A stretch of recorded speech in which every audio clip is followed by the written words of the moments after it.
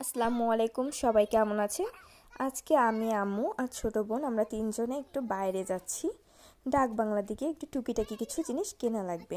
দেখুন ছোট বোনটা অনেক দিন পরে বাইরে যাবে, সেজন্য কতটা আনন্দ করছে।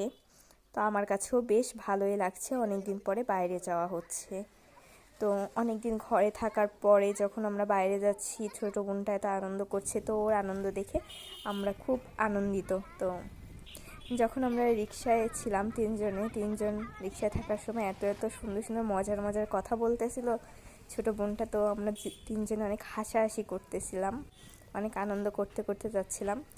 এবার তো বোঝেন, আনন্দ করতে করতে যেতে যেতে যখন নিচুর থেকে উঁচু মানে মেইন রোডে উঠছিলাম, তখন একটু ভয় পেয়ে গিয়েছিলাম আমি আর আম্মু। কারণ হচ্ছে অনেক সময় রিকশা উল্টে যায় উঁচুতে উঠতে গেলে, সেই ভয়টা পেয়েছিলাম। বাট আল্লাহর রহমতে আমরা সুন্দরভাবে মেন রোডে উঠতে পেরেছিলাম।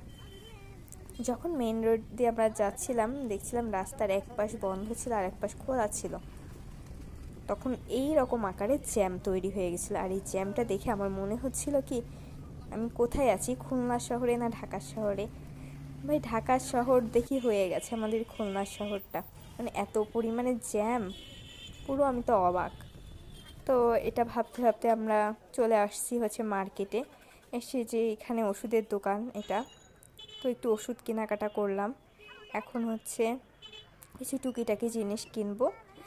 কেনাগুলো আপনাদেরকে দেখানো হয়নি, কারণ হচ্ছে এখানে একটু স্কিপ করে গিয়েছিলাম, তখন একটু জিনিসপত্র কিনছিলাম, ছোটো বোনটাকে ধরছিলাম, এই জন্য হচ্ছে সেগুলো আপনাকে দেখাতে পারি নাই কী কী কিনেছি বা কোন কোন দোকানে ঢুকেছি।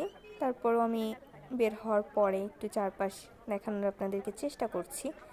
তো দেখুন, ডাক বাংলার দুই পাশে হচ্ছে শীতের বস্ত্র নিয়ে বসেছে, এছাড়াও আছে বিভিন্ন ধরনের ফল, আপনারা চাইলে এখান থেকে ফল নিতে পারেন। তারপর হচ্ছে এখানে অনেক জুতার দোকান আছে, সুন্দর সুন্দর জুতা পাওয়া যায়।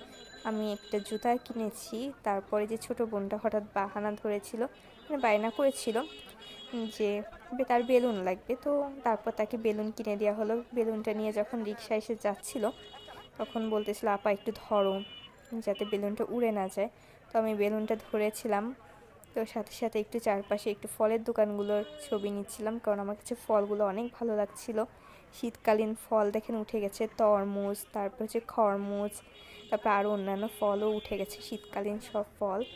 আর মার্কেটটা দেখেন এত পরিমাণে ভিড় ছিল মার্কেটে, যে মনে হচ্ছিল কি একটা ঈদের বাজার। ঈদের বাজারে যেমন ভিড় হয়, তেমনই কিন্তু শীতের প্রথম দিকে এরকমই ভিড় হয়, কারণ এখন শীতের জিনিসপত্র মানুষ টুকিটাকি কেনাকাটা করতে আসে। তেমনি আমরাও একটু টুকিটাকি কেনাকাটা করতে এসেছিলাম। তো কেনা হয়ে গেছে, তো বাসায় যাচ্ছিলাম। এই যে বাসায় চলে এসেছি। আজকে ব্লগটা এই পর্যন্ত। আল্লাহ হাফেজ।